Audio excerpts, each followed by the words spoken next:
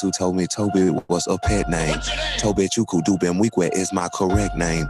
Praise God for follies of my colleagues that embody everything I overcame, blowing that ganji to suppress pain.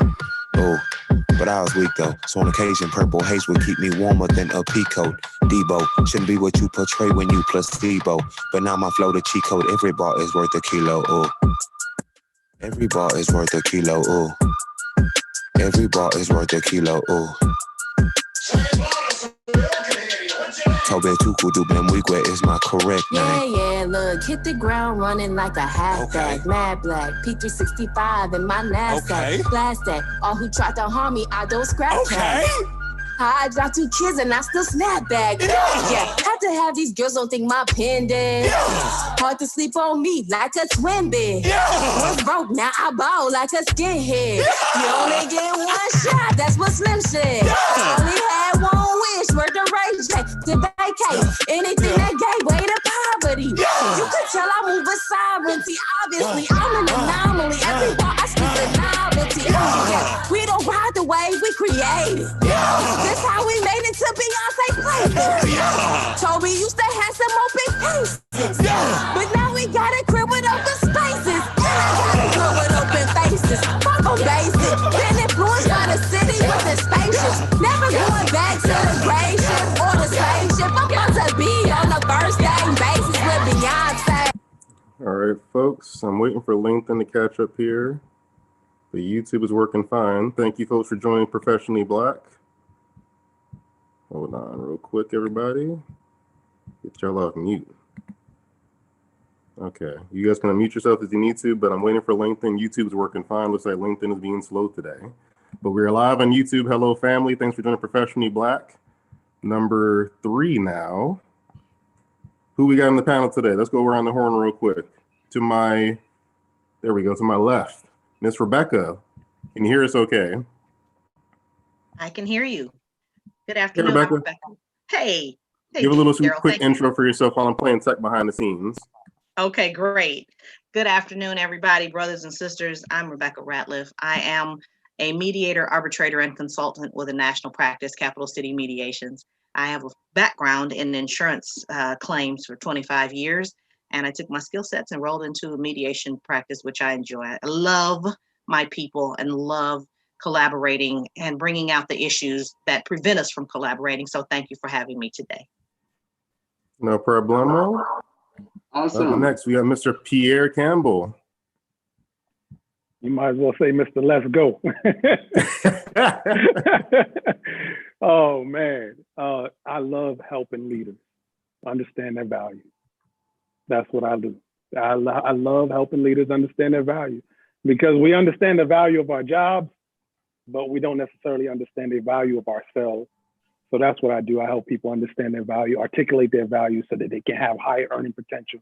I help companies articulate their value so they can have higher earning potential, because we all want to make more money, right? And serve this place, serve this world for the time that we're here. So that's what I do. I'm looking forward to being back with my family. So let's go. Let's have this conversation. Perfect. Thanks, Pierre. Mr. Let's Go. All right, Veronica, there we go. Miss Veronica, representing across the pond. Hello, greetings from Manchester, UK. So my name is Veronica Osu, and I'm a deep dive personal growth coach, an online business mentor, and a course creator.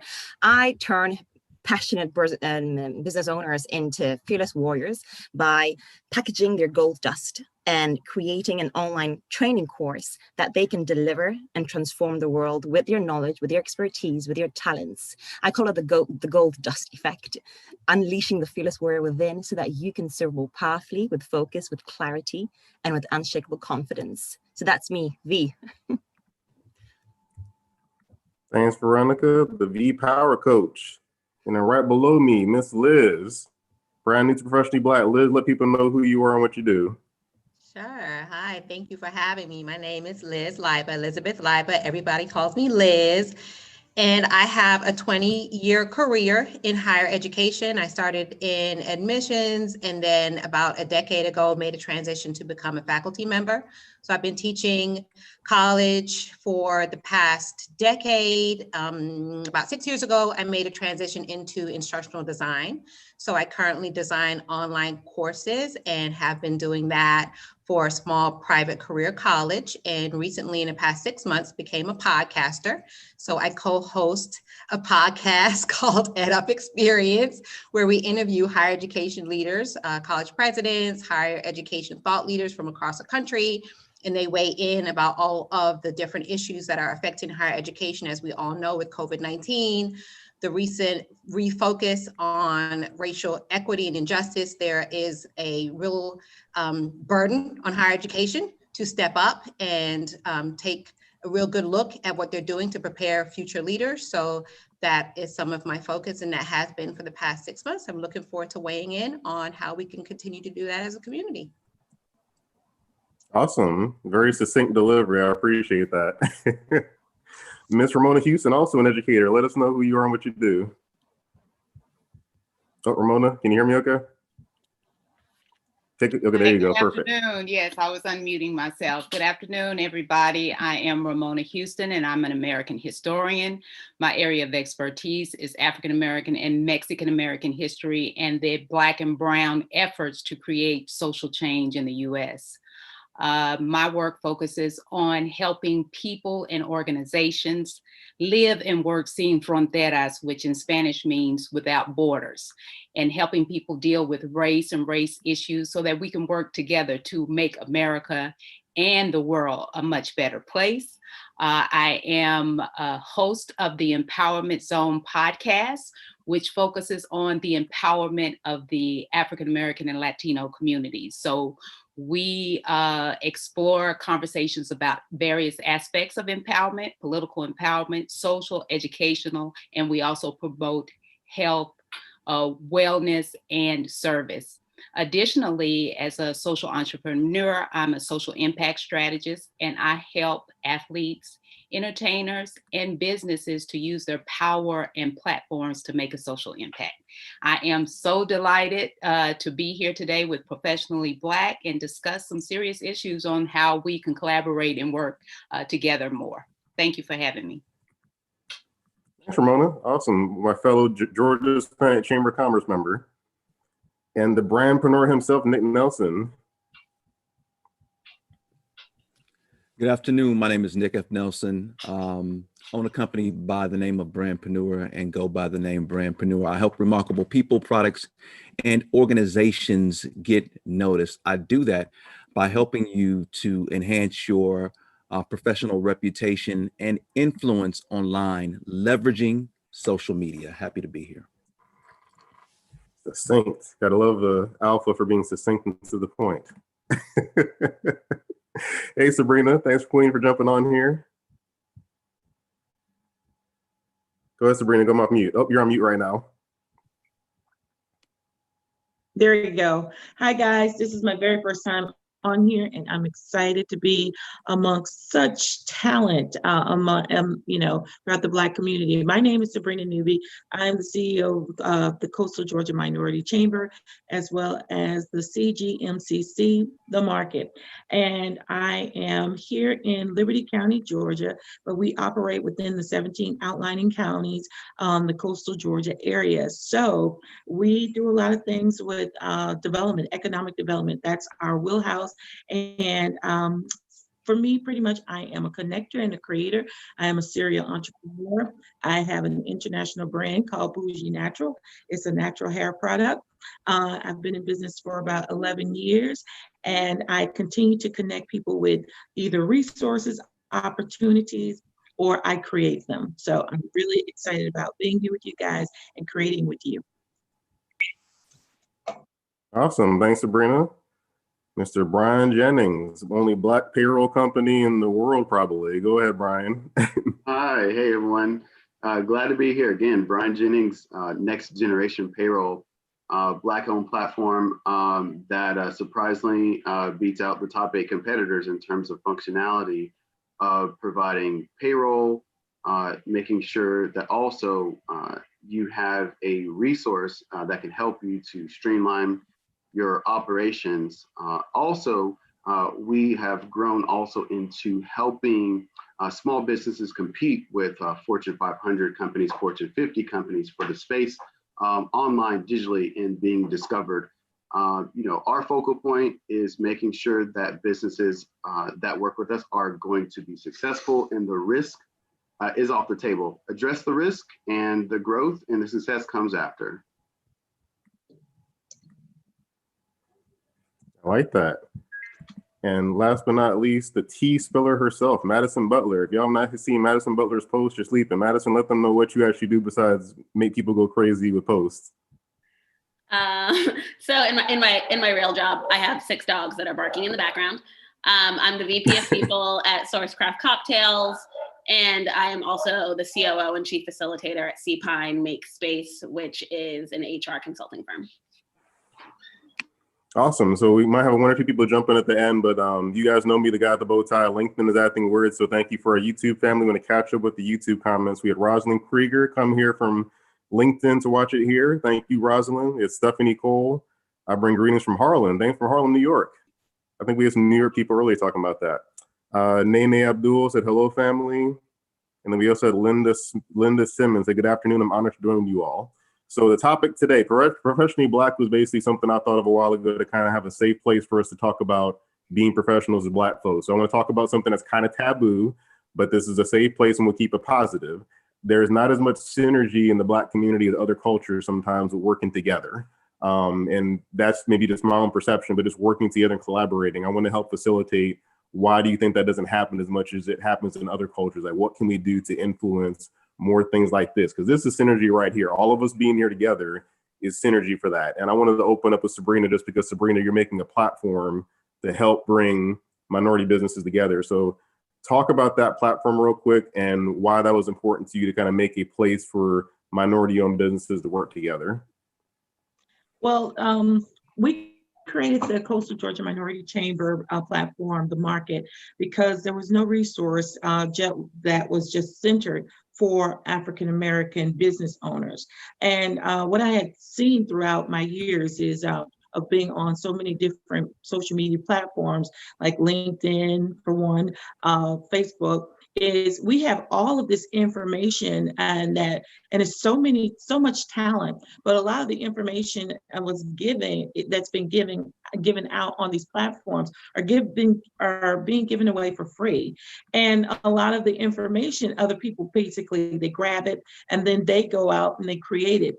A lot of times that our business owners are basically looking for resources. They're looking for people who look like them to connect to basically bridge with. The reason that was important for me to create was when I first started my business back in, 2007, I didn't have a resource. I didn't have anyone to help me mold or fashion or shape or just to contribute an idea to my business to build it. So I had to go out. I had to go to Atlanta. I had to go to Dallas. I had to go to communities where I knew there were Black leaders that were actually killing business, to get advice and input on my business. And that's how I was able to grow it the way that I did. It was important that this platform was created because we needed the resource. It's a viable resource. We know what we have on that platform. We don't have people who are claiming to be something that they're not, much of which happens on these other platforms. And they basically, they're taking your money and you don't get anything in return. Here you get resources, opportunities, exclusive classes, exclusive access to capital. You get things where you wouldn't be able to gain access to, because it's just not there on the platforms that we use. And if they are there, then they're tucked away nice and safely. So by the time we do find it, all the resources are gone.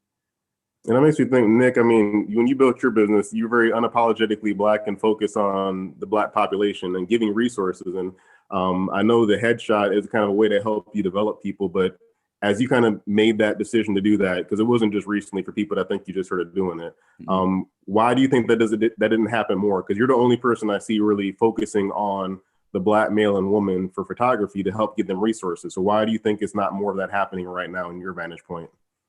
I think a lot of it is that a couple of reasons. Number one, people are afraid of niching down.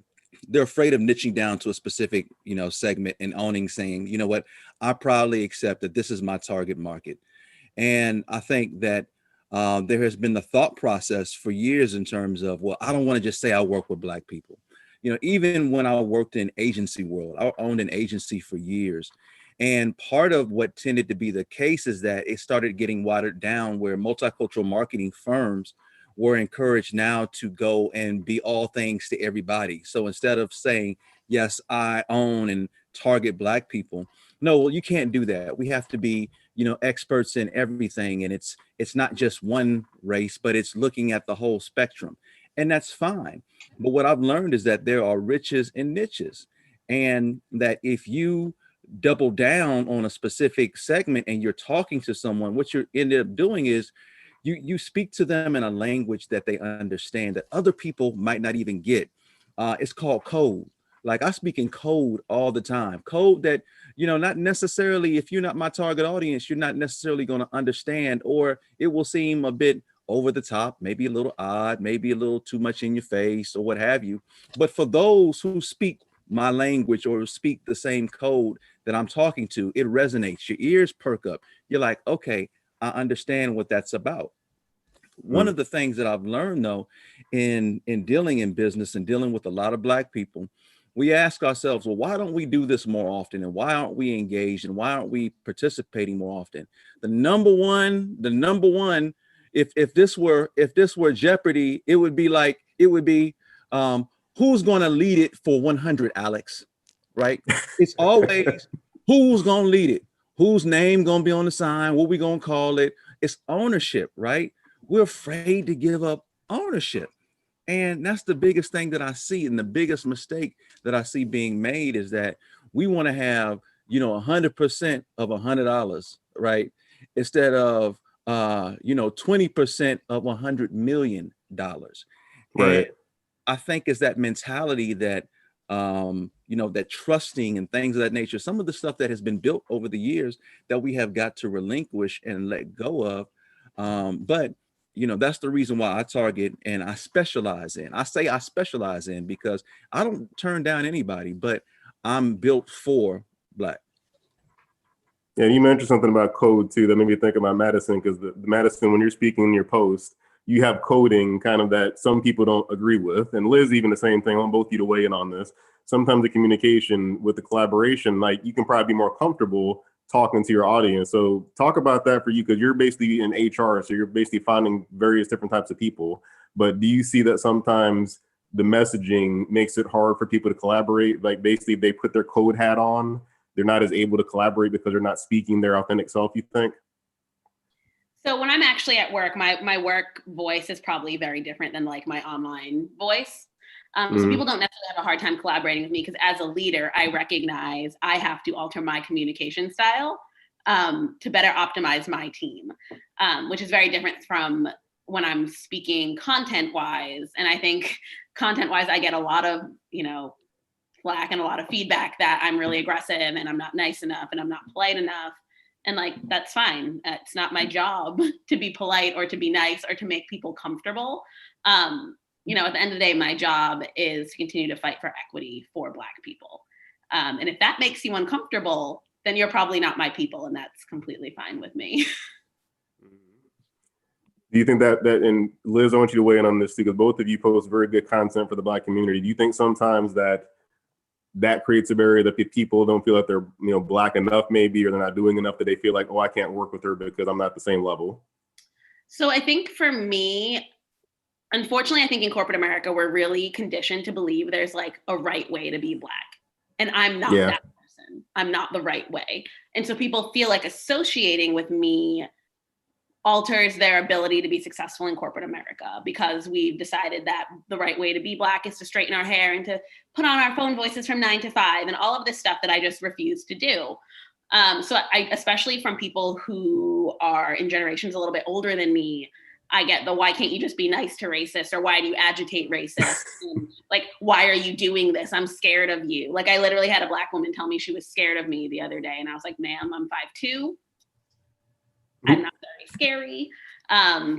And so I think that's, you know, another thing is when people really think about how they feel like they're conditioned to operate in corporate America versus what their authentic self actually is, are probably very different people.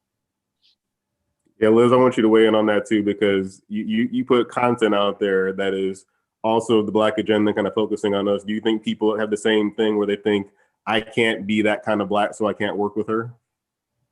Yeah, I mean, I think that everyone has to walk in their own truth. And I agree with Madison in the sense that because I work in the higher education sphere, I think that there has been a tendency for me to be very authentic in the classroom because I'm talking to my students, and my students are first gen, they're Gen X, I'm a Gen Xer, they're Gen Zs.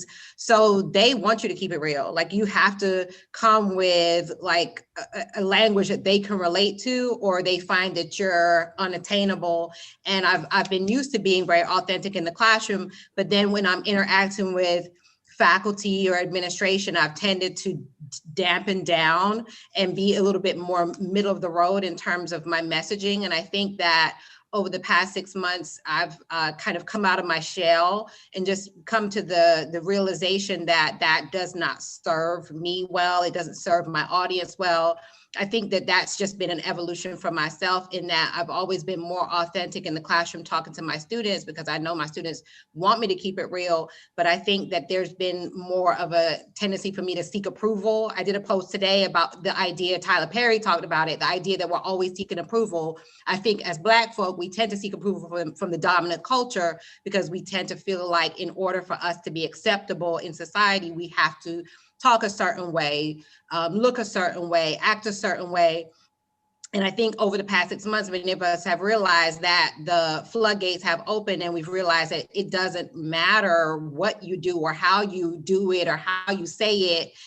Either way, if someone was talking about the booing that happened at the game, the Houston, Kansas City game, and it was like, wow, it wasn't ever about the flag. It was just about the idea of equity. So I think sometimes we almost fool ourselves into thinking, oh, you know, if I only say it a little bit nicer, or if I kind of wrap it up in a nice little bow and be more polite, my message will be accepted. But as Madison said, if someone doesn't want your message, it really doesn't matter how you say it. For me, I feel like someone doesn't have to be at the level where I am as far as being real. If you're at a level where you feel more comfortable just observing, or if you're at a level where you feel comfortable just posting about something less controversial like Black Girl Magic or something motivational, that's fine too. I don't think anyone has to participate in the discourse in a certain way. And I think as Black folk, maybe that's kind of like what we're talking about today, is being accepting of all different levels and varying abilities to a partner, and not necessarily that there's only one way to do it, because there's multiple ways. So we just accept wherever somebody's at, meet them where they're at. That's what I do in the classroom as well. For sure. And I think the other thing, and I actually posted about it today, is there's not like a right way to fight for equity. And so a lot of times I get this whole like, why can't you be more like MLK instead of Malcolm X? Like, we needed both of them. We still need both of them. And so I don't think it's about convincing people to fight the same way we fight. It's about knowing that it's not one or the other, it's one and the other. Like, I need other people's fight as much as they need mine, and vice versa. And I think that's sometimes hard for people to accept, to know that people will do things very differently than them, even though the end game and the goal is the same. I love that, because I'm a dispute resolver, if I may. I didn't mean to interrupt you, Gerald. No, go for it. Okay, I'm a dispute resolver. I'm a mediator and arbitrator, and I speak quite a bit. I'm a presenter in the legal, insurance, and collegiate space quite a bit. And I've been called on to, because I represent diversity in the fields that I've worked in. Insurance is historically pale, male, and stale, and so is the legal field. I'm a mediator and arbitrator, and I'm not a lawyer. And so I am the face of diversity in the spaces where I work. And so I'm called upon frequently across the country. I actually speak internationally on diversity and inclusion issues. I just published an article through American Bar Association on the lack of diversity in the alternative dispute resolution space, because people just keep getting it wrong. First, it was D&I, diversity and inclusion, and then it was I and D because they wanted to emphasize the inclusion piece. And then it's D, E, and I to stick equity in there because, oh, the reminder is we have equality through the US Constitution, but they don't want to enforce it. So equity is what we've been pushing. And then there's D&I and belonging because, again, they don't buy it. And so that's the meaning of systemic. I love the points that all my sisters are making. It's important to understand that you have to do your part, whatever your role is, because all of that contributes to the whole. And it's everyone's part contributes to the whole. And that's right. Corporate America has conditioned us. I worked in corporate America for 25 years, and they conditioned us to, yeah, you have to look a certain way. They still don't accept us.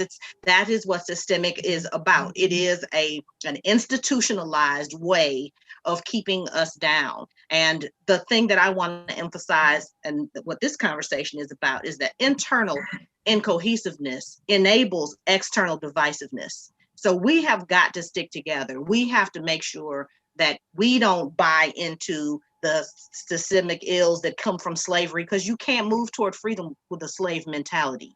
It took the Israelites 40 years to get to the destination of a 2-day journey. 2-day journey. It took them 40 years because they couldn't work together, and there was all the divisiveness. And that's what we're seeing. And so we have to make sure that we are working together so that they cannot divide us. I love it. And I wanted to ask Pierre something with the leadership, because Nick mentioned something interesting about this, and then Madison touched on it with leadership.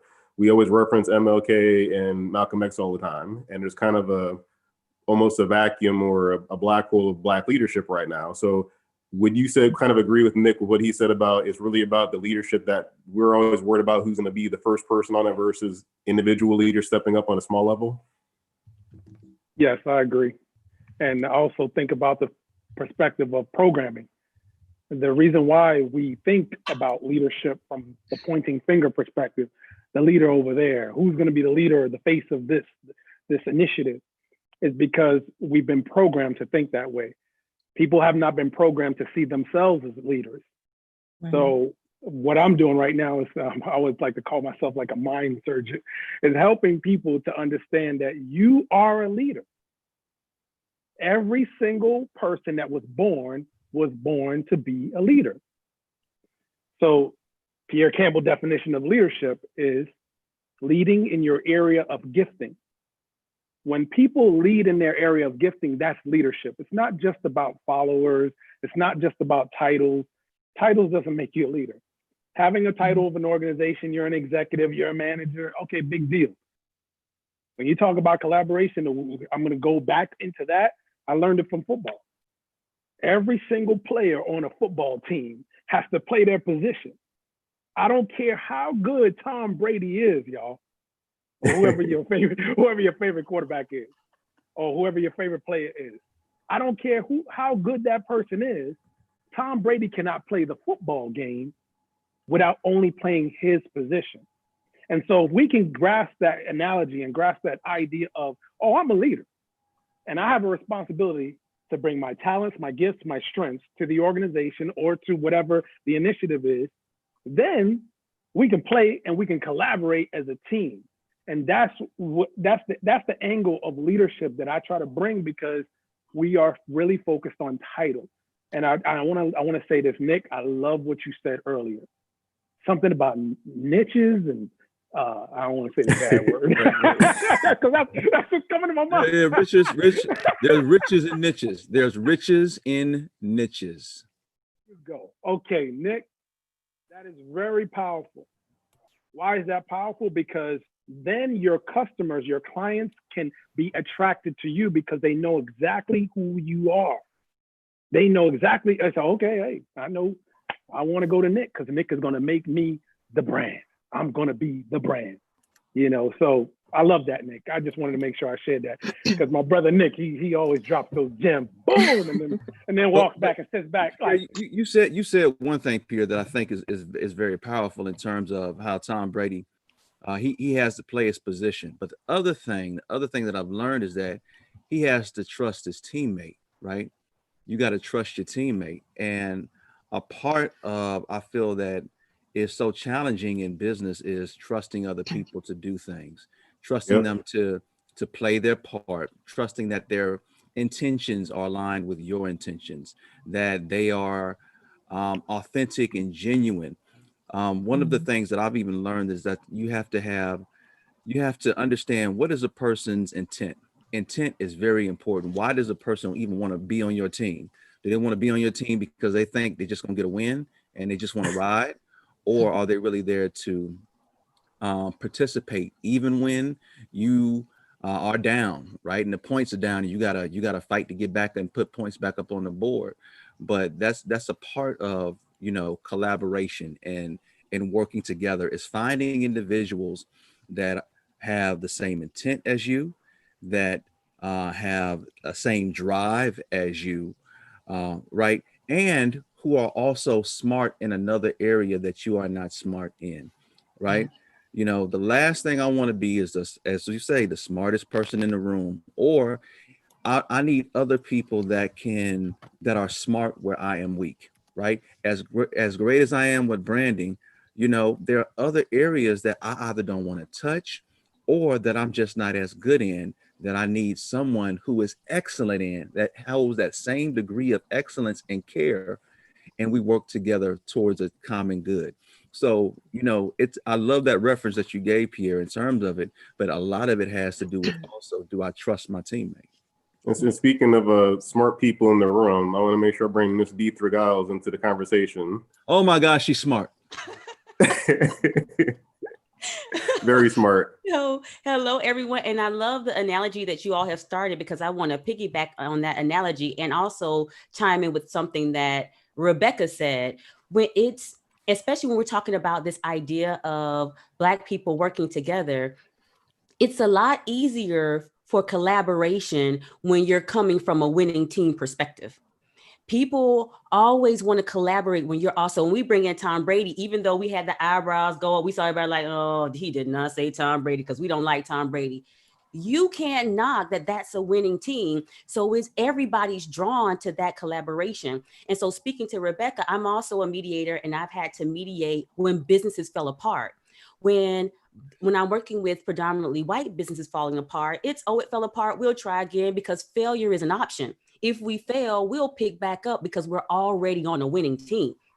With us, we're thinking about it from the perspective of, okay, failure. Oh, if this fails, this might be the last little bit of grandma's life insurance policy that we working with here. And we might not have that revenue to come back and bounce back from this. So we're so cautious. And so as we're walking into this collaboration, we're already asking, am I collaborating from a winning team perspective to start? And that's a game changer in your thought process when you're starting to think about who your collaborators are going to be.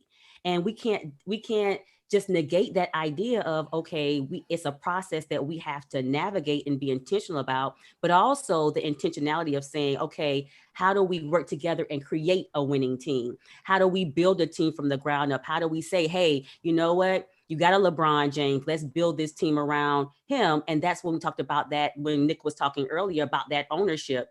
Hey, maybe everybody can't be an equal owner. And that's a part of what collaboration looks like. And us beginning to reframe the idea of what ownership has to be for everybody and for the collective of us to win. Yeah, I wanted to have Veronica chime in, because Veronica has a different perspective on this, because obviously being in the UK might be a different vantage point, but I think we hear kind of common trend of these tribes. There's this, looking at winning, there's different tribes of winning. So kind of speak to your viewpoint on tribalism and what that has to do with collaboration, at least from the abroad perspective. So first of all, I'd like to comment on what Nick said about trust and authority being a major issue working in collaborating with Black people and collaborating together. Let's take it back to the roots for a minute. Before the Europeans even stepped foot on the Gold Coast, now called Ghana, the Ashanti tribes and the other tribes, they traded together. They trusted each other. They traded with the north side of Africa. They traveled the desert and came and exchanged goods. There was trust. There was authority. We had our own systems of education through storytelling, through other means, even a library, even books were written. We had a whole system all set up. So when the Europeans came in, certain things were dismantled for a reason.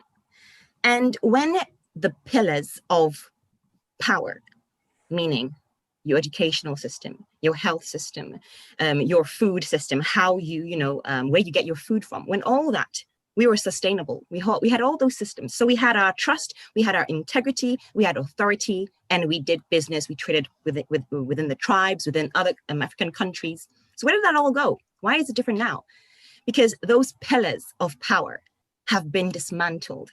And when we have been broken off the root of all that knowledge of where we've come from, and we don't have that pillar of education, we don't have that pillar of food and how we distribute food, and if we are distributors and producers, we don't have that health pillar where within the community we have African owned health organizations, educational systems, universities. All those pillars have been dismantled. So if we don't have authority, if you don't have trust, people don't want to do business with you. This is normal. We do business with people we like, we trust, and we see as credible. So within even the society as Africans, we have lost the trust for each other because we don't have those pillars of authority anymore. And that's why these conversations are so important. And I see things changing, things are happening to build up those pillars. In Ghana, there are universities that are being sprouted up here and there in different regions, right? Things are changing. So it's nice to see these kind of conversations. But when it comes to trust, when it comes to authority, these are pillars which have been dismantled, and we need to put them back up together to regain that trust, to regain that authority, so that we can sit by the table, which is our righteous place, and have a voice as well. So when it comes to tribalism, which you mentioned, Daryl, it's a big issue. And even within, for example, Ghana, I was born and bred in Ghana. Yes, I live in the UK, but my origins are in Ghana. And it's funny, you would find situations where, oh, be careful, you can't marry an Ewe person. An Ewe is another tribe, right? Or because they're this and like that. Or Nigerians, the Nigerians are like this, the Ghanaians are like this. There's always an opinion. So there's always the lack of trust. It's like a tumor. It's like a cancer. Mm-hmm. And we need to really get to the root source of it. We need to know who we are, like you, Nick mentioned, and Pierre. We need to know who we are. Let's go back to our roots and know that we had systems, we had authority, we had pillars of power that gave us authority, and that we were once warriors, we were once kings and queens, which really reigned the land. So let's remember that. Yeah. Real quick, speaking of where you came from, want to catch up on all the great feedback on YouTube. We got Linda Simmons said something, Nicole T, hey Nicole T, Jennifer Brooks. We had Rosalind Krieger and Stephanie Cole said riches and niches, spot on, Nick Nelson. We had Nina said, I agree with Liz. Earlier comments going on. We had a lot of comments coming in. Nefertiri Holt agreed. Under United we stand, divided we fall. We had Mr. Damien DeHart. This is so true. I just made a post about this yesterday. Anyone and everyone can be a leader. And when multiple leaders work together, it's powerful. We also have Allison Todd, trusting the team is such a process. Monique, hey Monique, she in the comments there. Monique Russell, thanks for jumping in, Queen Monique. Oh, Monique. Olivia Walker also, and something I want to bring in, because Brian, you're on a kind of different other side of this with the Black collaboration, because when you and I've talked offline, we kind of had our grievances about Black people working together, but you also had the inverse where they're saying, hey, you're Black, I want to work with you. So what is it that you think we can do to kind of foster that piece right there? We're diagnosing the problem, but you're seeing the positive side. So is there something you're doing or something you think we can do to kind of help increase that, to make you go forward more often? Sure. So when we met, I had a publication in blacknews.com about our company, which we're dedicated to small business, but also, we're dedicated to Black business and making sure Black business is going to succeed. So after that publication, I still get calls, for months and months, and people of color want to work with me. So we've seen the most growth focusing on a niche, focusing on Black-owned businesses, and it does work. that is a great niche for us because there's a lot of people that we can educate and that don't have the resources, and we can extend that to them. When I said we can help people to compete with corporate giants on Google, like I said, I'm in the top 10 for a lot of categories as another billion-dollar company.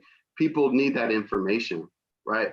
And so, one way we can continue to work together is continue to influence one another. As I meet with a Black-owned business, they may be skeptical, right? Because they may think I don't have the expertise, but I can show them, I can prove it to them. And I won that person over, I changed their mind. And I continue to do it every person that I touch on. So we do have to understand also, going back to our roots, and our system that we operate under, the powers that be, they say that we're not smart, we're not educated, we don't contribute to this country, we're a threat, we're dangerous.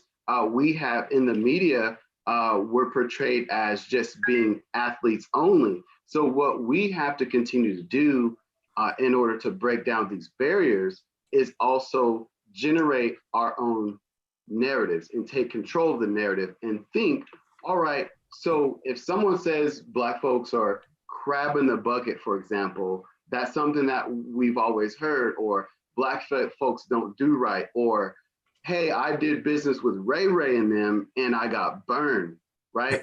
So that's what we get. We always think about that one bad experience and we talk about that. So really, we just have to continue changing our narrative. And when someone says, hey, I don't know about supporting Black business, hold on, you just need to try again, right? Yeah, it happens with white businesses too. I mean, they just keep on going. It happens all the time, which I want to bring Ramona on another point for that, because a question we had come from, and you're the historian of the group, Ramona, so I got to rely on you for stuff like this. Rosalind asked about Freedom, Georgia. That's that Black community, I think, that bought, I think it was 19 acres or something like that. Ramona, can you speak to that, the power that had with Freedom, Georgia, if you know about that? Oh, you're on mute, Ramona. Excuse me. No, I'm not familiar with that particular effort.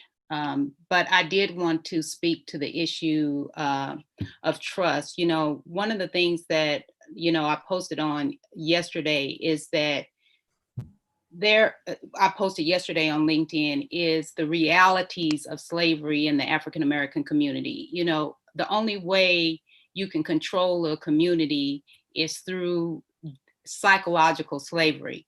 And we have to understand that there are chains and images, as Naeem Akbar stated, that still exist in our community. And because they were taught over so many generations, it's going to take some time to dismantle those. Because the only way you can keep somebody in control is taking control of their mind. And so not only do we have to deal with the realities of slavery in the African-American community, we also have to deal with the realities that we have historically supported each other over many, many generations. Even when you look at the history of American slavery, it was Black free people in the North, the Black press who worked in the abolitionist movement. They were the main leaders in the abolitionist movement. When you look at the Black Women's Club movement and the efforts to stop lynching during the Nadir period, it was Black women who came together to support each other. When you look at institution building, when you look at the historically Black colleges and universities, the Black church, Black press, it was because we supported one another. And there is no way Barack Obama would have been elected without the support of the Black community. It was John W. Rogers Jr. out of Chicago who gave the first, the first financial contributions to that. So we have historically had people who believed in us and believed in each other, who have worked together to build organizations in the African-American community. So there are two realities.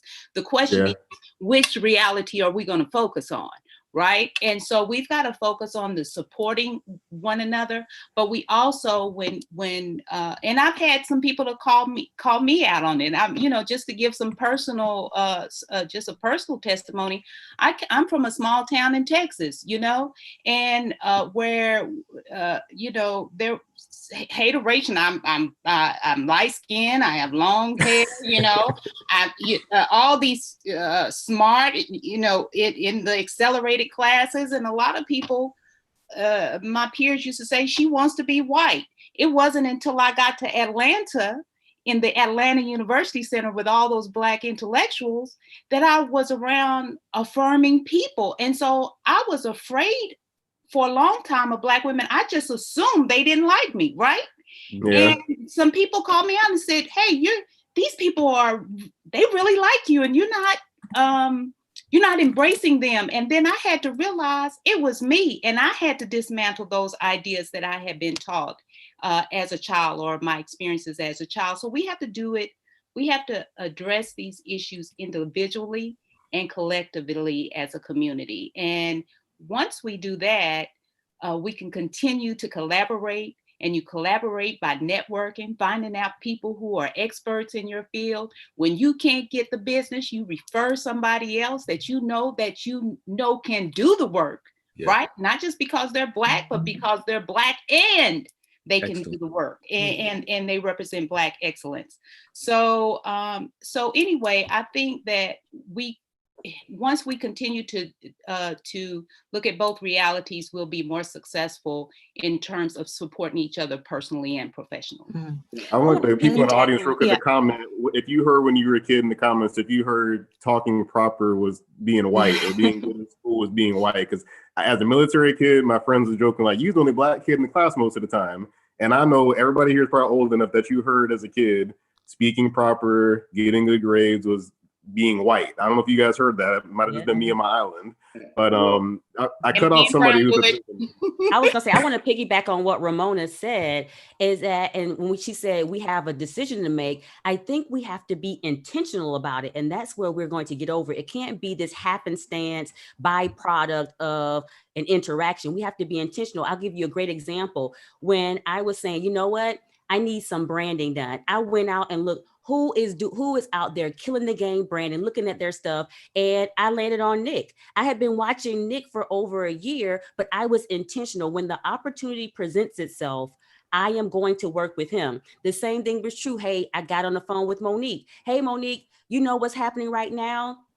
We're both speakers, and what we know is that we see these virtual speakers and they aren't translating well from face-to-face on the stage to a virtual platform. They fall flat. They're not engaging. They're not exciting. Their audience is falling asleep and scrolling through their other tabs, ignoring them.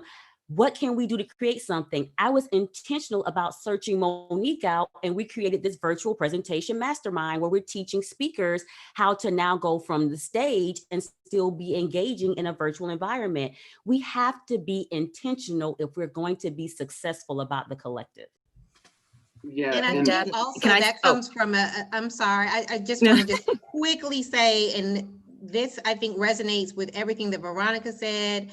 Ramona has touched on it, Nick touched on it. Everyone has been so amazing in just these little nuggets of our history, because a lot of it comes from, we're coming from a place of lack, and that idea, that visual of us thinking, oh, if I don't do this can be my only shot. And I think it is that programming that we have to overcome, that there's more than enough to go around. There's so much for everybody. And if we amplify, then everybody eats, right? It's just like, if I amplify Veronica's message, or I amplify Ramona's message, then that's more coming back. And if we can get into that idea of and I think for me as an immigrant, I came from lack. I always thought of lack. I saw my parents working 2 jobs. They always told us there's no money. You want McDonald's? We don't got McDonald's money. What are you talking about? You have that playing in your head over and over again. And then as you become a grown woman, you have that same idea that I can't waste money. I can't take chances. So we do have to think about how to amplify each other. And it doesn't mean that we're going to miss out. There's 7.5 billion people in the world. There's more than enough customers for all of us. We can amplify each other's messages. We can work together. We can all eat. And I think that there's a programming that everyone's touched on so much. If we're not in that idea of I won't be able to eat if somebody else eats. And I think that's why we see somebody asked me, how is it that when Black women, like it was a white gentleman. He said, how is it? It was a white lady at my job and she got a promotion and she was the hiring manager. And then she felt weird about hiring another Black person. I said, that's a part of the programming. You get scared because you have us, when we even get into a position where we're able to open up the doors for other people, we're scared to do it. So we have to get out of that position of thinking there's not enough to go around and really focus on amplifying each other so we can all. Liz, I have something I like that. I want to add. Oops, sorry. Yeah. Go ahead, Veronica.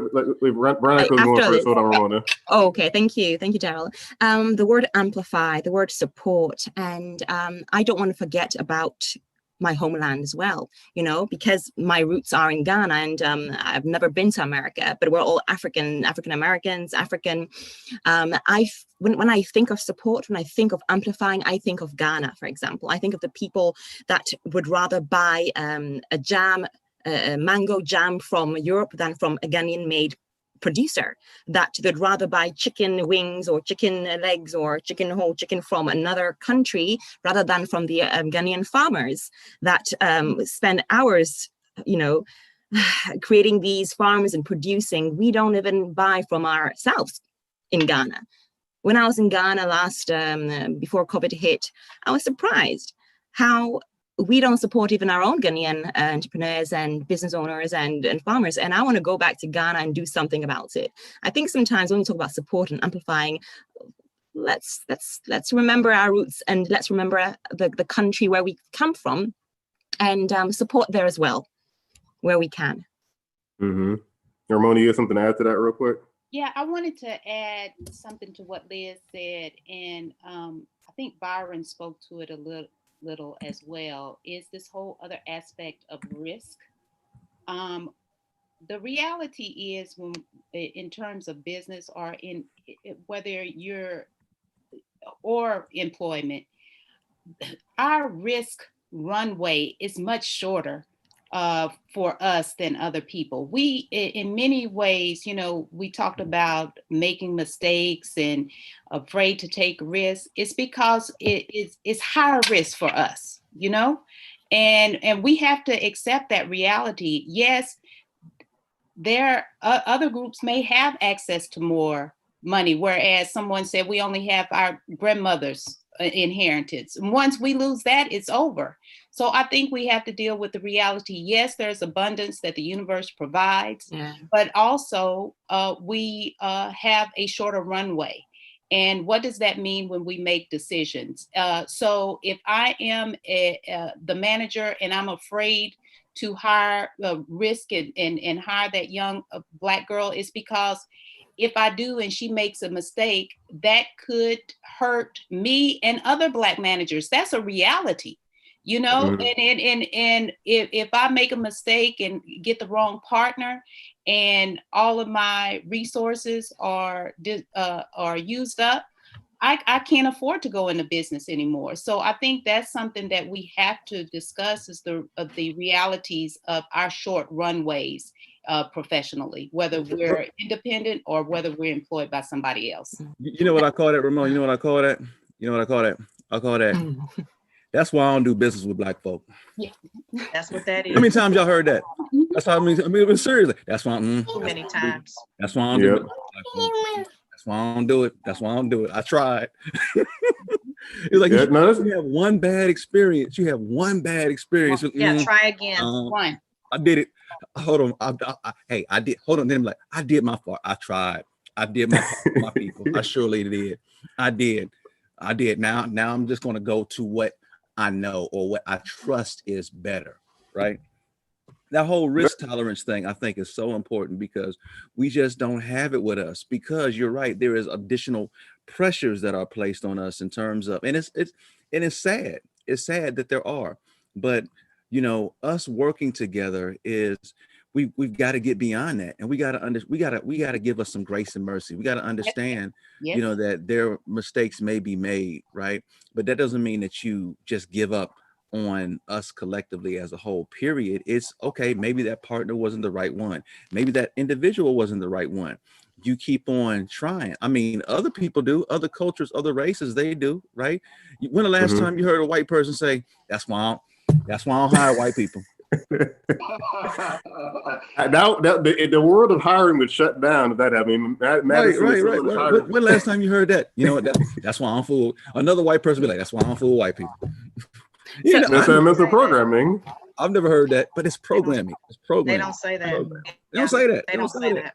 They don't say that, but that's why we have to, referring back to one of my other sisters, I can't remember who talked about working together and how strategic alliances, joint ventures, taking, masterminds, that we need to lock arms, and where we have synergy and where we have alignment, work together to make sure that our people have opportunities to learn the right way to do business. I mean, we have to, as leaders, we have to take responsibility for that, because if we don't, we're going to still be fighting these battles we're fighting now for equity 20 years from now. We have to take advantage of this momentum in the moment that we have.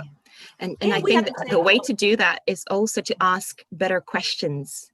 You know, Ramona spoke about fear and if I took up this girl and what would happen if she messed up. So let's change the question. So how would my decision be different if this fear didn't exist?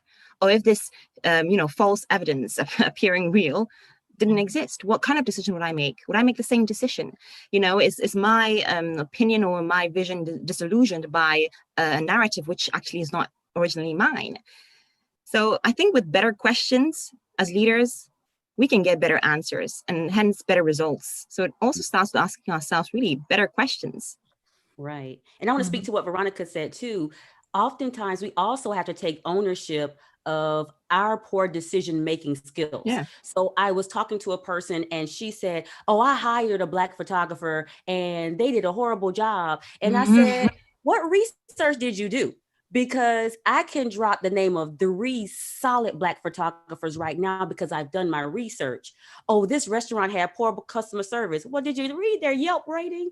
Like, if we, all you have to do, and we have to take ownership when we haven't done our due diligence and we made a bad decision. We can't blame poor decision-making skills on a bad outcome. Like, don't blame the thing. So Black people are this. Well, you didn't do your research, sugar, because you could have called anybody and they'd have told you, I don't do business with that person, but here's someone that does. So also with that intentionality is I'm also intentional about, let me research who I'm going to be working with. What is their track record? Let me see what they've done. Oh, this person is solid. This is a good decision. Yeah, I wanted to bring Brian in on something with that because a lot of us are in city environments, and I feel like there's this facade in the city you got to deal with Black professionals of you got to have that look, and then people kind of distance themselves like, no, you can't get this. You can't be a part of this vibe. I got the nice car. I got this. You can't be a part of that. I've seen that heavily in ATL. I know you're out in Texas. Have you seen that kind of be a barrier for you, collaboration for us in the street level? I know online you have different ways, but on the street level, have you seen that kind of be a barrier that the facade prevents people from wanting to come closer to say, hey, I need some help?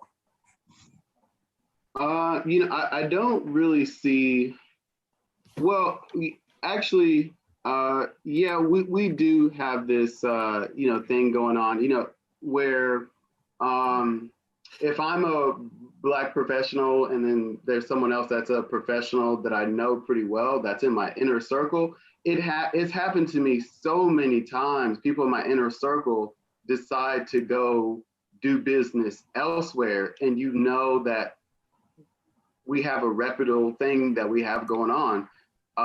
We do see some, I don't really know, I'll probably have to ask you guys for your insight.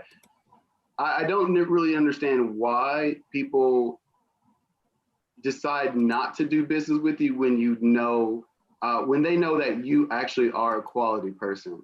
That I don't understand it.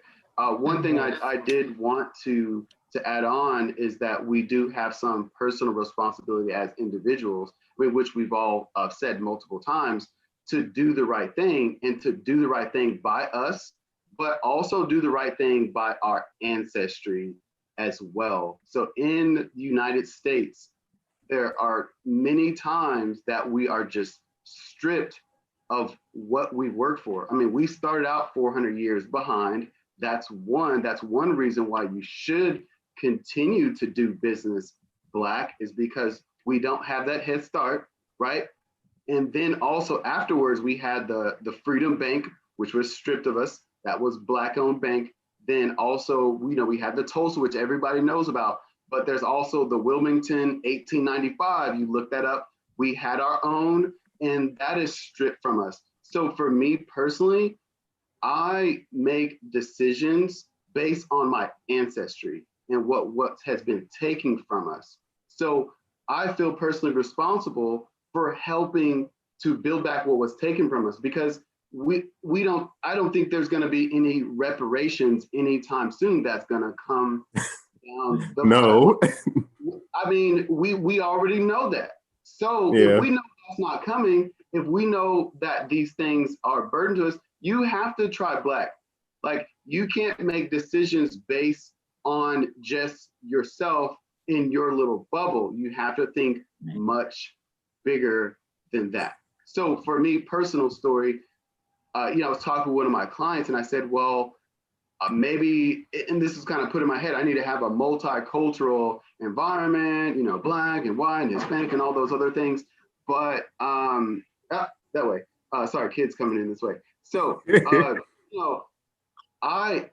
client says, well, why not all Black? And I go, well, why not? I guess so. I'm going to run with that a little bit more, but I want to make sure that I can hire Black. And if they may not be the A+ client, I can make them an A+ client, or I can make them an A+ employee, and I can help develop their career as well. So I feel responsible for that whole 40 acres and a mule, even though we didn't get it, but I got to help us get it back. I want to bring Madison, then Pierre, then Sabrina, okay, real quick. Because Madison, we talked about hiring a whole lot. So as somebody that's hiring people, how does that bode with you with collaboration? I mean, you have obviously, you're staffing a company, and it's not like you can just make them all Black all the time. But you talked a lot about these diversity boards where they're hiring people for diversity and inclusion jobs and putting the Black person with the stock photo in the spot. Do you see that helping our collaboration, or more just kind of a Band-Aid for things like that? So do I think it's great to put more Black people into your organization, but I really think about it at like the individual level and the harm you're doing to someone individually by using them as that brown stock photo.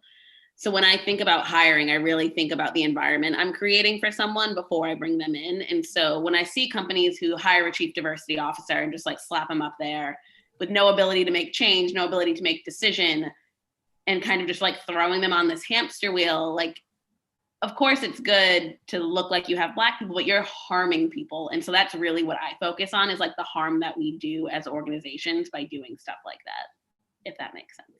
That makes sense. And Pierre, you had something to add. Yeah, I wanted to add, there is a lot of psychology going on with this whole conversation. And we don't focus on the fact that we've been programmed. Every single human being, just we're saying we're Black, right? Well, I've fallen into this D&I space, and I'm doing diversity and inclusion trainings, and I'm doing curriculum on diversity and inclusion for different companies. And I always ask this question: what's the color of my skin? What's Black. the color You're of my waiting skin? for us, Black. See. Here's the thing. What's the color of my skin? My skin is brown. Dark brown. Yeah, right, I was about to say. Okay. Brown. So with that being said, Black is a label that we have to understand that, dude, we got to get down to the psychology of this.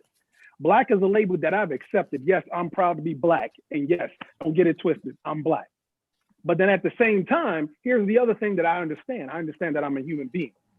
Mm-hmm. And then for all my white brothers and sisters that are watching, what color is your skin? Your skin is not white. Come on, y'all. I got all this printed paper because I'm always doing trainings right here. That's white. Hello. Come on, y'all. That's white. So we have to understand that there's unconscious bias. When you talk about unconscious bias, that's a human thing. That's based off of your experiences as a human being. And we all have it, whether we're Black, white, Latino, Asian, whatever your race is, whatever you are labeled as. And then we have microaggressions. kind of like what the sisters are talking about. All these microaggressions that we're talking about. Guess what? We have microaggressions ourselves as Black people. Yep. Okay? And then the next step to that is understanding, specifically here, but all over the world, I think everyone needs to understand what white privilege is. And not from the perspective of you didn't work hard to get where you got. No, it's not about that. Come on. That's why I love what Byron was talking about. The reason why you think like that, I wanted to make sure I answer this question, Byron, because I get attracted to y'all are all leaders.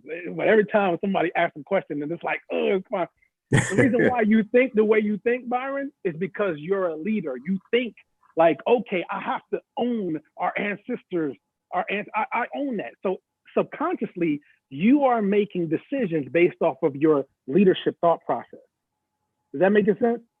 You see what I'm saying? So what I'm trying to do is to get everybody to understand that you are a leader, and don't just put value on the education, all the degrees that we got on this right now. Man, we can go start something to make $1 million in one day. Okay, with all the degrees that's on this Professionally Black right now. Okay, what I'm saying to you is the value is not just in the education. The value is in your natural God-given gift. Every single one of us was born with a gift that leads us to our purpose in life. We got so many people leaving this earth and they don't know what their gifting is. They don't know why they were born. You work a job, it doesn't mean that it's just about a job. No, what giftings, what skill sets are you bringing to that job? Because nobody's going to pay you, listen, nobody is going to pay you what you're worth. Facts. And real quick, Pierre, I want to make Sabrina had something. I want to make sure she gets that in before I lose her. Absolutely. Well, you know, I just wanted to, let me see. I don't know if I'm muted. No, you're good. You're good. Okay, good. I just wanted to add on, you know, I don't understand. And I've always asked this since I've been in business, especially as in business with the chamber. Why is it that we as African Americans or Black people have to defend our desire to want to work with people who look like us? I have no idea why that is. And to go back to what Brian was saying, you know, about us working together and wanting to help each other build up. I had this conversation with a gentleman, and he told me, he said, Sabrina, you know, you can help them. And when he was saying them, he was referring to people of color, Black people. He said, you can help them, but as soon as you get them to where they want to go, they'll come back to me and I'll be here waiting. Just to go back to what Pierre was saying, it's all a part of the programming. So how do we begin to deprogram? I mean, these conversations are great, but in certain pockets of where you are, the programs have programs, if that makes sense. You know, it goes to the point where it goes, well, I don't want to work with this person because they're a person of color or they're a Black person. Then it's, I don't want to work with that person because they're not from here, or I don't want to work with that person because of this, because of that. It just, you know, these programs. So how do we begin to deprogram these pockets of people? Because it's not a whole lot, but it's enough to influence people to not want to work with people who look like them. I want to bring Christina on that point real quick, because Christina just jumped in here. Christina does a lot of work on mindset and deprogramming, and you talked about your family and kind of dealing with that. What do you think is something, because you work with the youth a whole lot, what are a couple of things for the next generation to help them to see that it's so you don't have to defend working with Black people? So, we may not like my answer, but when it comes to, because a lot of people don't, when it comes to dealing with outside forces, right? So we're talking about the exterior. How do we control this? How do we control what other people are thinking? How can we control people, you know, to be able to work with each other? The way you do that is to focus on you. You do every single thing that you can possibly do to eradicate that. And that's how you start. That's what happens. That's what gets the ball rolling. Pull out these things, talk about these things, just like we're doing here. We're bringing awareness to it. Post about it, talk about it. Share your stories, and you be the change. And that's why I'm like, a lot of people don't like that, because it causes you to now put a mirror to your face and say, okay, am I doing everything that I should be doing? Because if you're not, you shouldn't be talking about what anybody else is doing. Yep. So, I mean, it just is what it is. So in that, if I want people to treat me better, and that's the same thing. I left my previous job. There were a few reasons why, but I did have an African-American boss. She looked like me. And, it was a woman. And we were coming, I guess she was coming from a place of lack, like we've talked about, and was afraid that I would take her job. And I'm sitting here like, honey, I don't want your job. Yeah, I got plans of my own. I don't want your job. And was on a mission to get me fired. So my thing is like, okay, I don't want to be that way. I don't want to be that way. I know that there's more than enough for everyone here. And I want us all to eat. I want us all to win. Honey, if you win, and that's showing me that I can win too. Like, go ahead. I want everybody to do their best. And that's how we enact change, is to do your best every single day, every single second, every moment. You need to check in with yourself and say, am I doing my best? Am I putting forth the best effort that I can? If not, then you can't talk about change. Change yourself. I want to chime in on something around. Go ahead, Ether. You got it. Go ahead. So part of it too, I'm like Pierre, I'm a trainer. And so one of the things I teach people about is go back to the smoking campaign. And back in the late 70s, about 80% of the population smoked cigarettes. They didn't change the smoking stats by hitting the adults. If you remember, there was a time when smoking was bad, and you would have little kids go home like, oh, grandma, you smoke, you gonna die, you gonna kill us all. Your grandma be like, girl, mind your business. But those kids, and even now, think about it. If you get in the car and start texting, who are they attacking? It's the little kids in the back who are not even close to having a driver's license, who are peeking over like, mama, are you texting while you driving? So we changed the kids' mindset. So I now work on my kids. The other day I went somewhere to do something, and the first question my son asked me was, Mama, you said Atlanta has a large Black population. Did you get a Black person to do that for you? So we start asking those questions and changing their mindset about what we are and who we are and what we can be. You all, under the last thing, we're beekeepers.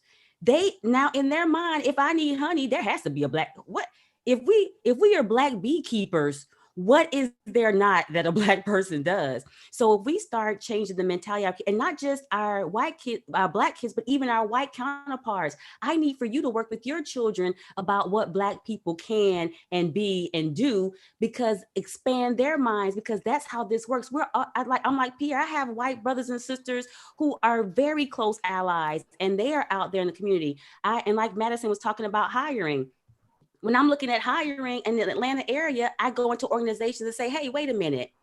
Atlanta has one of the largest African-American educated populations in the US. You can't tell me you can't find a qualified Black person, right? So when we start changing the narrative for our children on up, because they start speaking stuff, hey, mama, we couldn't find a Black person that did that. Hey, mom, why couldn't you find a qualified Black person? When their mindset starts to change, that's when we start changing generations. Just like smoking, it was 80%, now it's under 40%, because they had a campaign to attack the children, and the children changed the generations. The future does lie in the hands of our children, and it starts by us being that example. Absolutely, I love that. Yeah, and a comment from Linda Simmons said, let a man first examine himself is the truth. Self-awareness is the key to a leader's success. And Liz, you shine a light. A lot of times people got to look at the posts you do. And I know you get some people that get angry sometimes for stuff you're posting about, Black information, but it's like, we have to put this stuff out there because we're marginalized and we're not seen as often. So kind of for someone that's putting out content all the time to kind of make people look at themselves, do you see that kind of lightning rod helping the movement more so than you dealing with bad messages? I think that a lot of it is in perception, and we've talked about it. There has to be a way to change the perception, and we're so inundated with negative images all the time. The archetypes, I teach literature, so I think constantly about how media and literature and the stories that are told. Veronica talks about the storytelling from Africa, of the tradition of the story being great stories being told from generation to generation. And then from our experience here in America, a total narrative was created. And this narrative was created from archetypes. We have the Black Brute, we have the Jezebel, we have the Mammy. All these are myths. These are not real. These are things that were created, and then it just gets permeated from generation to generation, which is why in my posts, I'm always coming with stats, because you're not going to take a myth or a fairy tale and try to put that against a stat. This stat came from the FBI.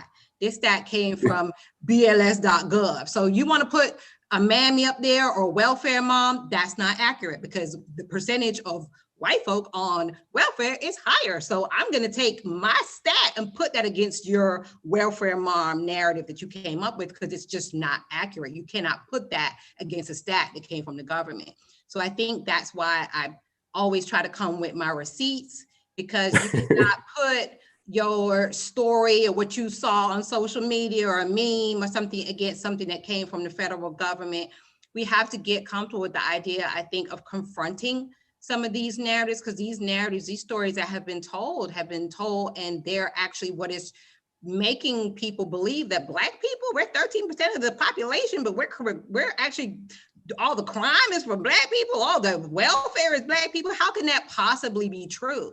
So I think it's really important that we reframe the way that we think. And I think as an educator, I'm always thinking about, how can I take responsibility? I think for me, mentorship is really important. We have to not be afraid to, Deech talked about as well. It's like you thinking now, we're thinking about the next generation. So thinking about how we change these younger minds, and some of these campaigns like the smoking, drinking or driving, texting, all these things, thinking about climate change or recycling, all these things and all these changes, look at even HIV and all these different pandemics and epidemics and things that have changed people's behavior. Behavior didn't change overnight. So we definitely have to come with stats and real information. And some of it is shocking. I get trolled on a daily basis because people don't want to hear those statistics. They don't want to hear about, police brutality and the reality of what's happening, but it is what it is. And I think we have to take some control back over our own narrative and create Chadwick Boseman and some of these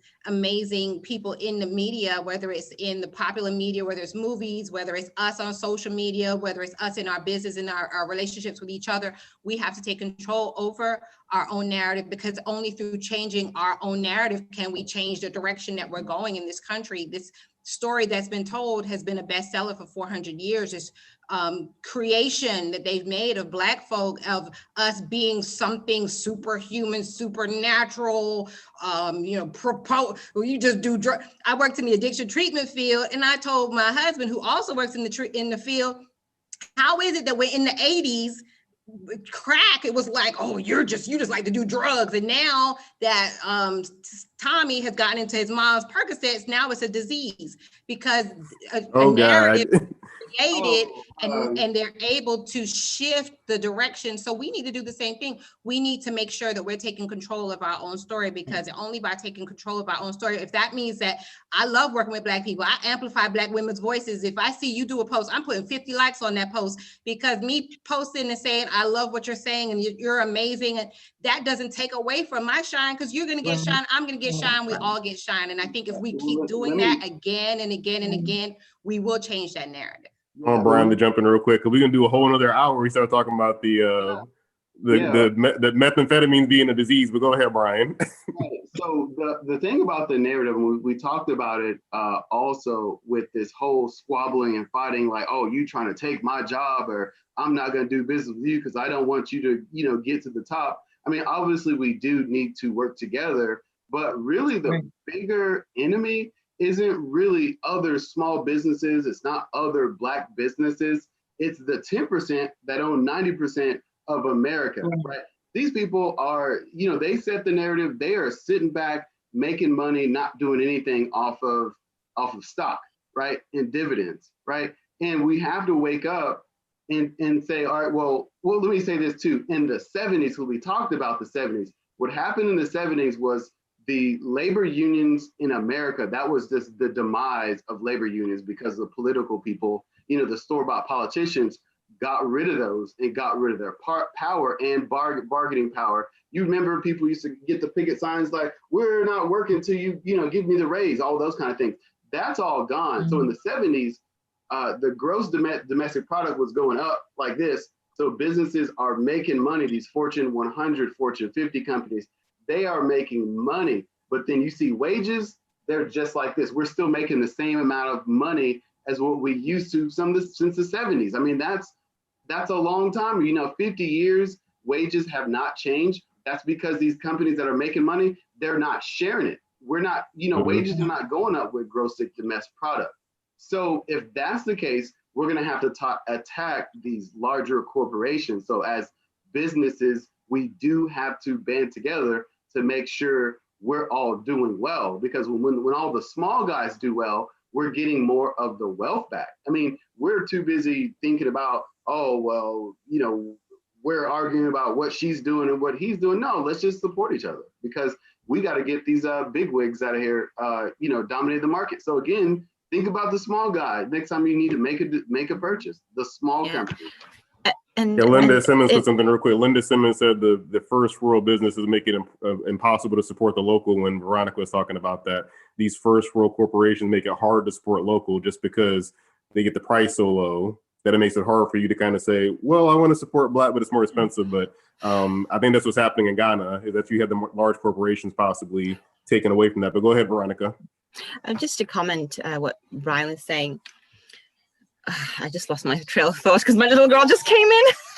But I was what I wanted to say was the values that we really run in our minds are so different, and that's why sometimes it's so difficult to collaborate and support, and we find all these struggles in that togetherness. It's the value system ultimately. What values do we live by? Yes. Yes, if we all were in alignment with the values, we would have the same mission, the same purpose, the same direction. We are all around the place when it comes to the values that we live by, that we run and base our choices on.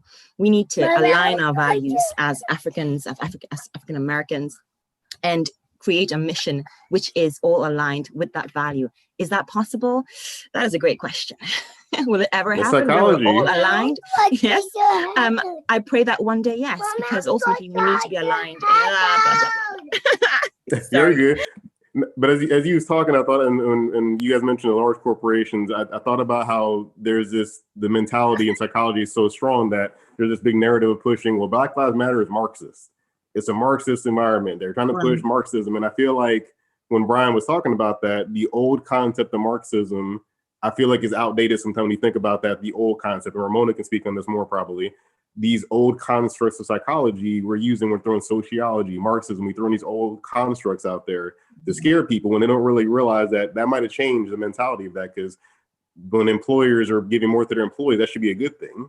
It shouldn't be bad that the hourly worker that helping build the business gets a little bit more right now. That shouldn't be a bad thing. But when Black Lives Matter says it, it's like, oh, this is a bad movement. They're trying to push Marxism. So Ramona is the historian of the group. And then I want to have Liz maybe talk about this too, and Deethra.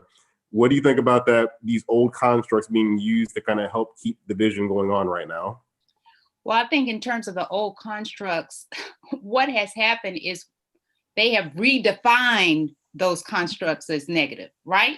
So now to be a democratic socialist is a bad word. Socialism is a bad word. And it's not socialism that, even though, like, for example, Bernie Sanders calls himself a democratic socialism, he was really talking about what Byron is talking about. Hey, we should share the wealth. We're the ones working, we're the ones who are building these companies. We're the ones using our labor for you to succeed. And, I don't know the exact statistics, but to Byron's point, in the 70s, what people were making in terms of salary was not as much in terms of, I forget the stats, in terms of the CEOs. Do you know it, Byron? No, exactly what it is. In the 70s, the CEO made 30 times what the entry-level person made. So it takes them 30 years to make what the CEO made in 1 year. So now, today, it's 300 to 1. So it takes 300 years for an entry-level person. I saw a comment over here, Walmart, prime example. It takes them 300 years to make what the CEO made in 1 year. Okay, thank you. That's the exact statistic I was talking about. And so what has happened is we've redefined what these people are, what we're actually fighting for, right? And saying, hey, this is a bad word. They're trying to turn us into to a socialist country. That's not what people are saying. People are saying we have a right to make a living wage. We have a right to have a salary that does not require me to work 3 jobs in order to make ends meet. That does not require that I have to have food stamps. People who are on food stamps are the working poor. They work, you know, and that's a myth to think that people who need assistance are not working. And Liz talked about the stereotypes and all this. And so, and Byron, when he talked about the change in the economy where labor movements lost a lot of power, you know, Reagan wiped that out, you know, with his policy. So we really have to begin to teach people what these terms really mean and explain what it really means to have this wealth gap in the US. People don't really understand what this 1%, what they're making. 1%, what the top 1% and the top 10% make is atrocious. And there's no way, there's no reason why we can't all share in the wealth of America.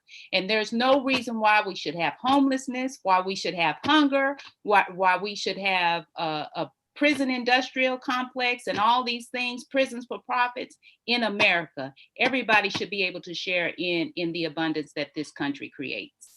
Hey, Liz, as someone that's an educator, Dee's trying to get you in a quick second. Hold on, because Liz, I want to talk about the education standpoint. For students who haven't come through the classroom, do you find a lot of them actually know these terms like socialism, Marxism, like they actually know what it means when they see it on social media?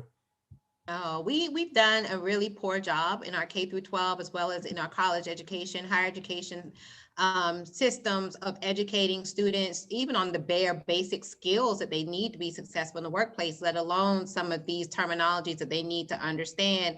And I agree with Ramona that there's a lot of misinterpretation, the narrative in terms of what socialism means. I'm from the UK, well, Veronica not originally from the UK, but I'm originally from the UK. My family is from Jamaica, and we don't call it socialism. We call it taking care of people that can't take care of themselves. And you just do it because it's like, what does a person with ethics, what would you do if I have 10 and you only have 1, I'll just give you 3 and then we'll both, I feel as though in this country, sometimes we have been taught a very warped narrative of what it means to be a good person. A good person means pull yourself up by the bootstrap, step on whoever you can to get where you need to go. And that's why as a Black person in America, when you can't do that, they're like, well, you had education, you had access, you had this, you had that, but you had a 400-year head start.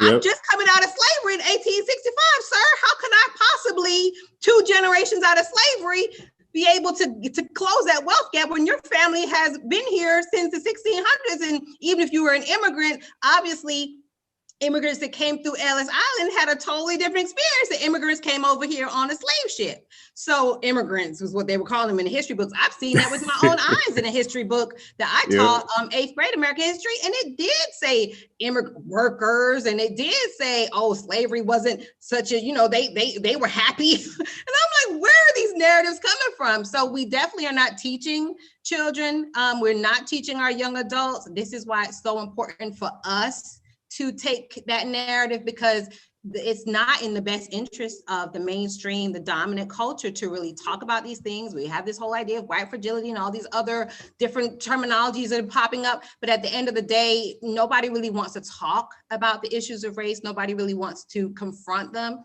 And that's why these conversations are so important. And that's why we have to take control of our own destiny, our own ability to come together as a community. And that does mean sometimes just looking at, well, what does it mean to come together? What does socialism really mean? Socialism just means taking care of people that can't take care of themselves. And that might mean you have to pay a little bit more. But hey, at the end of the day, do I want to be 70 and eating cat food And that means that, I can't take care of myself, or would I rather pay extra $50 a month in taxes? And that mean when I'm 70, at least I won't be sitting and not be able to buy groceries. Who wants that for themselves? So we just have to really be realistic about what we're telling our children, what we're telling the next generation. And these kinds of conversations are key, because that's how we start that dialogue happening. And Deetha, before you jump in real quick, Olivia Walker said, speaking of education, I had to go to my niece's school and read the administration, because in her textbook, slavery was referred to as migration. So the education system is the problem. So they call slavery migration. Like, we just decided we're going to go on a vacation over here in this unknown place. But go ahead, Deetha. So I give this caveat. I promise y'all that I am not militant. I am just a truth teller, and sometimes that come out as militancy. So I want everyone, us and everyone listening, to be clear and understand in their whole, and I mean their whole heart area, and I want them to get it in their spirit, that us saying share their wealth is a compromise on our part, because the wealth should be where the work was done. And we know who did the work. So when we say share the wealth, what we're saying is we're inviting you into what we made. So let's be clear where the wealth should actually lie. So all these people that reject this idea of, oh, we should share the wealth. Wait a minute, back up, boo. The wealth was not yours in the first place. We're compromising by saying, let's share it. I remember when everything really broke out with George Floyd, and there was this Black sister, and she did a wonderful, it was a monologue, but it was off the top of her head. And at the end, she said, and y'all need to be happy that all we're asking for is not equality and no revenge. Yep. Right? That's what we need to understand. The second part of the understanding is you're talking about something. You want us to reject an idea and embrace your idea that never worked for us. You're saying, oh, capitalism should be great and democracy is great and Marxism and communism is bad. Wait a minute. This idea you sold to us of democracy has never worked for me. So why are you now appalled that I rejected, that I embrace this idea that says, let's work collectively, let's work communally, and let's say a doctor is no more important than a teacher, and yes, they should be paid the same. Because I am not rejecting, I'm not going to accept this idea that has never worked for me. So we need to really sit down and wrap our mind around some of these things that, because I think a lot of people, when they say, oh, share the wealth, but if you ask yourself, where should the wealth actually be? It would exclude you, and then you will be happy to share the wealth if the wealth went where it actually should go. So we need to be honest about what we're saying when we're rejecting this idea of socialism. What we're saying is, give me the money and let's keep it that way. I don't want it to change, as opposed to this whole share the wealth idea, because the wealth wasn't yours in the first place. And I want to ask Christina to have one last comment to close this out. We're at 1:35. Christina, as someone that's working with the youth and talking about wealth at the same time, have you seen that this mindset shift, like where children are getting most of their information from social media, where they're just ill-equipped to look at politics and look at these things? Because I feel like the 2016 was a clear indicator. We had the social media president. We've had YouTube kind of become a thing to help with politics. So have you seen this disconnect where they're not able to really understand politics because they're getting misinformation, or not even misinformation, they're basically getting no information from where they're looking on social media to help them make sound decisions for the future for us? Yeah, so social media can be, a gift and a curse at the same time. So what I do see is that they're so attracted to fast money and what other people are doing to be able to get that. And what they're not seeing is kind of the behind the scenes, what happens, to be able to get there. And so I just try to work with them and trying to put the pieces together as far as, okay, what can you do in where you are to be able to get to where you want to be? So not necessarily, okay, I just want to make a lot of money really, really quick. I want to be a CEO. So what does that take? What can we do? Can we invest here? Well, let's learn about stocks. Let's learn about the ways that these people are having their money grow, and being able to become knowledgeable of those things is a big thing to be able to get closer to where they want to be. but it's not Awesome. just happening on social media. Just looking at Please, no. Even though y'all watching this here, please go read. One last thing from Pierre. Pierre had a comment to close this out real quick. Yeah, I just want to make sure that as we're talking about everyone else, that we're understanding that each and every individual that's watching us, you have value. Every single one of you have value. So we are not, as professionally Black, we're not pointing the finger at other people. We are leading in our area of giftings. That's why we do what we do. That's why we collaborate. That's why we've come together. That's why Daryl did this. I think it's very important. V was talking about value and the value system. I think it's very important for every single human being to understand their value. And the way I define value is your talents, your gifts, and your strengths. Your value is your talents, your gifts, and your strengths. You cannot fire that. Everybody that's listening really embraces this and gets this into your spirit. You can get fired from a job, but you cannot get fired from your talents, your gifts, and your strengths. So embrace that idea. Understand that, yes, you can collaborate with whoever. It doesn't matter. And you can make your own decisions based off of your own experience. We're not trying to tell you how to think.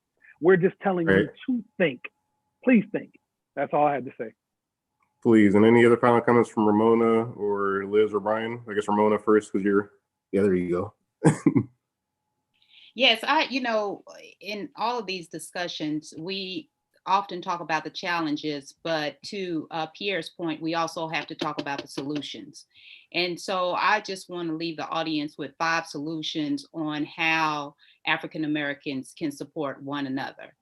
One is that we need to address the myth in our head that white ice is colder than Black ice. That's number 1. And number 2 is we have to build our network of African American professionals. 3, refer and engage your network of the work that you cannot do. And also when you're in a place where you can bring others on board, refer them to be able to come on board. 4th is support each other and your colleagues through advice, assistance, guidance, and then lastly, mentorship, and make sure that we teach the next generation of young people the importance of community empowerment. Thank you for that. And then Brian, Liz, Christina, any parting words? Hope you're on mute, Brian. Okay, so I'd like to say, just in parting, focus on the positive narrative, understand your history. I mean, being Black or not, or any other ethnicity, understand what has gone on in our nation's history and how has that caused us to be where we are, and how can we do better? We should all be moving toward equality and equity for all persons. I like it. Well, to wrap things up, I'm gonna put my political hat on. Early voting has started in some places. So if you live somewhere that has early voting, please, please, please, please, please, please, please, please, please go vote. If you're scared of the post office, go vote in person early. In Georgia, it starts October 12th. That date is burned in my brain. So go early vote wherever you live, and please be safe. We're still fighting this pandemic, however we're fighting it, but just do your part. Basically, I think the common theme from this has been individual actions kind of help. So individual action with this pandemic is do the right thing to help with the pandemic, because we want to get back to normal, whatever that is going to be after this. Maybe it'll be professionally Black in person, who knows?